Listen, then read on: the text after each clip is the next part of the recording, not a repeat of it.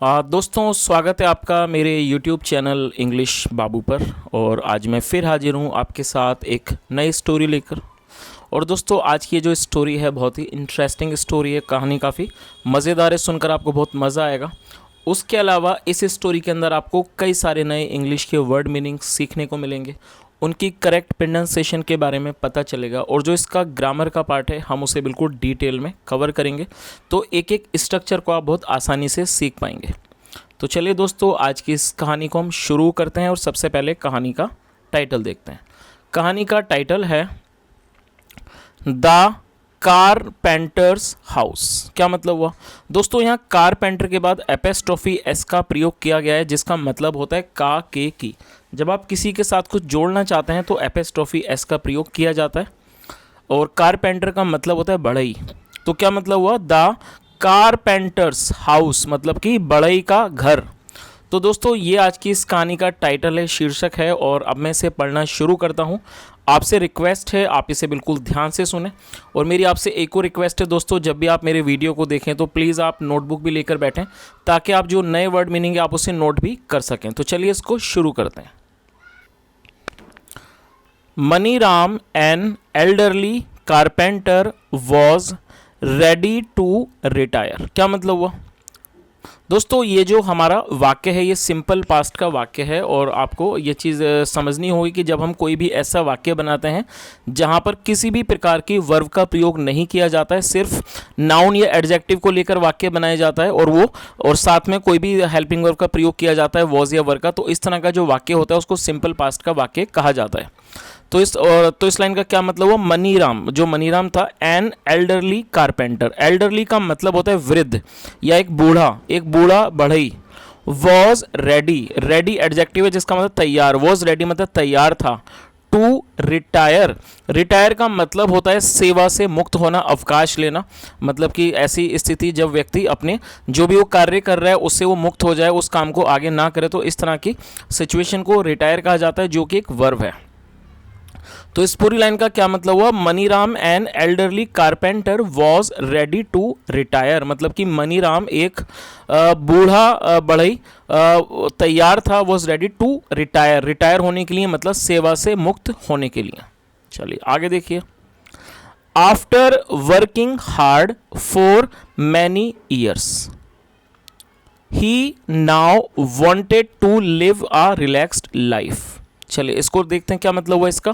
दोस्तों, यहाँ पर आप एक वर्ड को नोट कर लीजिए। आपने अक्सर इस वर्ड को सुना होगा, आपने हार्ड वर्क और वर्क हार्ड दोनों सुने होंगे। तो आपको ये चीज़ याद रखनी है दोस्तों कि जो हार्ड वर्क है वो एक नाउन है, इसे आप बहुत अच्छे से नोट कर लीजिए। हार्ड वर्क का मतलब होता है मेहनत, जो कि एक वर्ब नहीं है, एक नाउन है, मतलब कि संज्ञा के रूप में आप उसे प्रयोग कर सकते हैं। लेकिन जो वर्क हार्ड है वो एक वर्ब है, जिसका मतलब वो एक क्रिया है। तो यहाँ पर इसको क्रिया के रूप में प्रयोग किया गया। तो क्या मतलब हुआ? After working hard for many years, मतलब कि कई सालों तक या कई सालों के मेहनत, कई परिश्रम करने के बाद, मतलब कड़ा परिश्रम करने के बाद। वर्क हार्ड मतलब होता है कड़ा परिश्रम। तो क्या मतलब हुआ? After working hard for many years मतलब कई साल तक कड़ा परिश्रम करने के बाद। ही नाउ वॉन्टेड, ही नाउ मतलब वह अब, ही नाउ वॉन्टेड टू लिव। और दोस्तों, आप इस वाक्य को देख सकते हैं, ये जो हमारा वाक्य है ये पास्ट इंडेफिनिट का अफर्मेटिव वाक्य है। और जब हम पास्ट इंडेफिनिट में कोई भी अफर्मेटिव वाक्य बनाते हैं तो वहाँ सेकंड फॉर्म का प्रयोग किया जाता है। और ये वॉन्ट की सेकंड फॉर्म है। वॉन्ट मतलब चाहना और वॉन्टेड मतलब चाहता था। और यहाँ दूसरी वर्ब को साथ में जोड़ा गया है। तो जब आप दूसरी वर्ब को अभी जोड़ना चाहते हैं तो उससे पहले आपको टू लगाना है। टू के बाद हमेशा ही वर्ब की फर्स्ट फॉर्म। और लिव का मतलब रहना, निवास करना या फिर जीवन का निर्वाह करना होता है। तो आप इस वर्ड को नोट कर सकते हैं। लिव के कई मतलब होते हैं। जीना, किसी जगह पर निवास करना, और जीवन को निर्वाह करना, उसे लिव कहा जाता है। तो इस पूरी लाइन का क्या मतलब हुआ?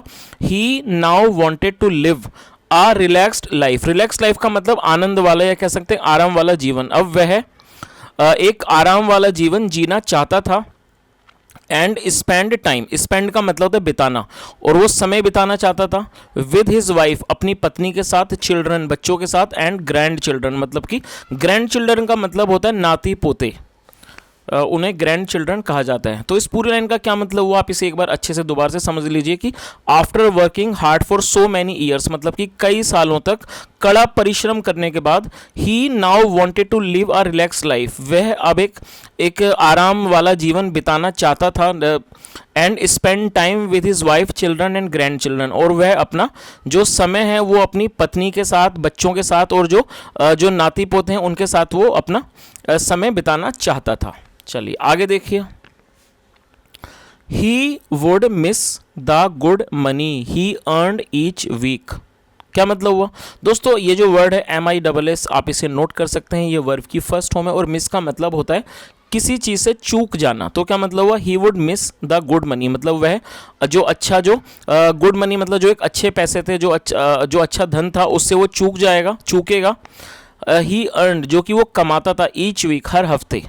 तो इस पूरी लाइन का क्या मतलब हुआ कि he would miss the good money he earn each week, मतलब जो हर हफ्ते वो पैसा कमाता था उससे वो चूकेगा। बट लेकिन ही वॉन्टेड टू रिटायर, लेकिन वो रिटायर होना चाहता था, और यहाँ भी 2 वर्ब का प्रयोग किया गया। तो इस पूरी लाइन का मतलब समझ में आ ही गया होगा आपको दोस्तों, जैसा इस स्टोरी के अंदर हमने देखा कि जो बूढ़ा आदमी था वो अपना जो है रिटायर होना चाहता था और साथ में अपने बच्चों के साथ समय बिताना चाहता था, एक अच्छा जीवन। और यहाँ पर यह भी कहा गया है कि he would miss the good money, और वो जो पैसे हर हफ्ते वो कमाता था, अच्छा पैसा, वो उसको मिस करेगा, मतलब वो उससे चूक जाएगा। लेकिन फिर भी but he wanted to retire, लेकिन वो फिर भी रिटायर होना चाहता था, मतलब फिर भी वह सेवानिवृत्त होना चाहता है, कह सकते हैं अवकाश या सेवा मुक्त होना चाहता था। चलिए आगे देखिए। इसलिए ही टोल्ड हिज एम्प्लॉयर, दोस्तों आप इस वर्ड को नोट कर सकते हैं। एम्प्लॉयर एक नाउन है जिसका मतलब होता है काम देने वाला। जो व्यक्ति काम करता है उसे एम्प्लॉय कहा जाता है, और जो व्यक्ति काम पे रखता है या जो उसका मालिक होता है उसको एम्प्लॉयर कहा जाता है। तो इस लाइन का क्या मतलब हुआ? सो ही टोल्ड हिज एम्प्लॉयर, इसलिए उसने अपने मालिक को, जो उसका मालिक था उसको उसने बताया, मिस्टर कुमार, जिनका क्या नाम था? Mister Kumar, of his plans, अपनी योजनाओं के बारे में। तो इस पूरी लाइन का क्या मतलब हुआ? इसलिए he told his employer mister Kumar of his plans, इसलिए उसने अपने मालिक जो मिस्टर कुमार थे उनको अपनी योजनाओं के बारे में बताया। चलिए, और दोस्तों यहाँ पर आप इस चित्र को भी देख सकते हैं कि ये जो व्यक्ति है वो इस व्यक्ति से बात कर रहा है रिटायरमेंट के बारे में। चलिए आगे देखिए। Mister Kumar was sorry to see his good worker go and asked him if he could build just one more house as a personal favor, क्या मतलब हुआ दोस्तों? थोड़ा सा बड़ा सेंटेंस है तो हम इसको तोड़ के इसको पढ़ेंगे और मैं आपको हर लाइन को ट्रांसलेट करके बताऊंगा। चलिए इसको देख लेते हैं। मिस्टर कुमार वॉज सॉरी, दोस्तों सॉरी एक एडजेक्टिव है जिसका मतलब होता है दुख होना, अफसोस होना। जो क्या मतलब है इस लाइन का? Mister Kumar was sorry to see his good worker go, जो मिस्टर कुमार थे वो उन्हें इस चीज़ का दुख था ये देखकर हिज गुड वर्कर की, जो उनके जो अच्छा जो एक वर्कर है, कर्मचारी है, वो जा रहा है, एंड आस्क्ड हिम, और उन्होंने उससे कहा कि यदि he could build just one more house, की यदि वो एक और मतलब कि सिर्फ एक और घर बना सकता है, एज ए पर्सनल फेवर, मतलब व्यक्तिगत एहसान के तौर पर। तो इस पूरी लाइन का क्या मतलब हुआ आप इसे अच्छे से समझ लीजिए कि जो मिस्टर कुमार थे उन्हें इस चीज़ का दुख था, वो sorry to see is good worker go, की जो उनका एक अच्छा कर्मचारी है वो जा रहा है, इसलिए उन्होंने उससे कहा कि क्या वो एक मतलब if he could build just one more house, क्या वो सिर्फ एक और घर बना सकता है, एज ए पर्सनल फेवर, मतलब कि एक तरह से एक व्यक्तिगत एहसान के रूप में। चलिए आगे देखिए, आगे क्या होता है। मनीराम अग्रीड, दोस्तों ये अग्री की सेकंड फॉर्म है और अग्री का मतलब होता है सहमत होना, और ये सेकंड फॉर्म है। तो इस लाइन का क्या मतलब हुआ? मनीराम अग्रीड, जो मतलब मनीराम था वो तैयार हो गया, बट लेकिन over the time it was easy to see that his heart was not in his work, क्या मतलब हुआ? ओवर द टाइम मतलब कि कुछ समय के बाद, ओवर द टाइम का मतलब तो कुछ समय के पश्चात, कुछ समय के बाद, इट वॉज ईजी टू सी मतलब ये देखना बहुत आसान था, दैट की हिज हार्ट, जो उसका दिल था, his heart was not in his work, वो उसके काम में नहीं था। तो इस पूरी लाइन का क्या मतलब हुआ? मनीराम अग्रीड, मनीराम तैयार तो हो गया, मतलब कि वो राजी हो गया, सहमत हो गया, बट ओवर द टाइम मतलब कुछ समय के बाद मतलब ये देखना बहुत आसान था कि जो उसका दिल था वो उसके काम में नहीं था। He resorted to shoddy workmanship, he resorted to shoddy workmanship. दोस्तों आप इन वर्ड्स को नोट कर सकते हैं। रिजोर्ट की सेकंड फॉर्म में रिजॉर्टेड, इसका मतलब होता है किसी काम का सहारा लेना या फिर किसी काम पर उतर आना, और ये सेकंड फॉर्म है। और शॉडी एक एडजेक्टिव है जिसका मतलब होता है घटिया, और वर्कमैनशिप का मतलब होता है कारीगरी। तो इस लाइन का क्या मतलब हुआ, he resorted to shoddy workmanship, मतलब वह एक तरह से घटिया कारीगरी पर उतर आया। And used inferior materials. दोस्तों यहाँ जो ये वर्ड है इन्फीरियर, ये एक एडजेक्टिव है, आप इसे नोट कर सकते हैं।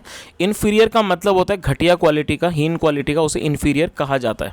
तो एंड यूज इन्फीरियर मटेरियल्स, और उसने जो मतलब घटिया प्रकार का जो सामान था, मटेरियल था, उसका उसने इस्तेमाल किया।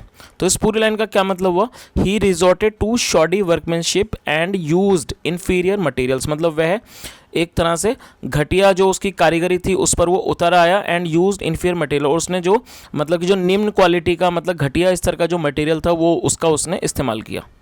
चलिए आगे देखिए। सून जल्दी ही फिनिश्ड हिज वर्क, और ये भी हमारा पास्ट इंडेफिनिट का ही अफर्मेटिव वाक्य है। तो क्या मतलब है, सून जल्दी ही फिनिश्ड हिज वर्क, उसने अपने काम को समाप्त कर दिया, उसने मतलब अपने काम को पूरा कर दिया, खत्म कर दिया। After inspecting the house, inspect का मतलब होता है निरीक्षण करना, आप इस वर्ड को नोट कर सकते हैं। इंस्पेक्ट जो है फर्स्ट फॉर्म है, और आईएनजी के साथ ये वर्ब की फोर्थ फॉर्म बन जाएगी।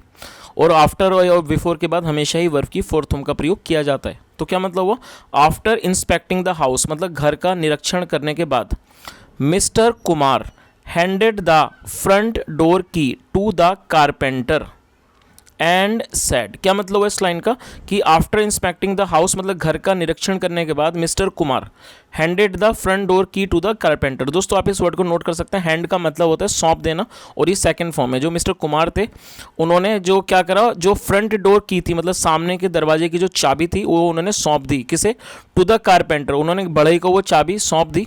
एंड सेड, और उन्होंने कहा, दिस इज योर हाउस, ये आपका घर है। माई गिफ्ट टू यू, मेरा मतलब ये मेरा गिफ्ट है, मेरा उपहार है, टू यू आपके लिए। तो इस पूरी लाइन का क्या मतलब हुआ दोस्तों, आप इसे फिर से एक बार अच्छे समझ लीजिए कि जो घर का निरीक्षण करने के बाद जो मिस्टर कुमार थे उन्होंने जो फ्रंट डोर की थी, मतलब सामने के दरवाजे की चाबी थी, वो उस बढ़ई को सौंप दी, और उन्होंने क्या कहा, दिस इज़ योर हाउस, मतलब ये आपका घर है।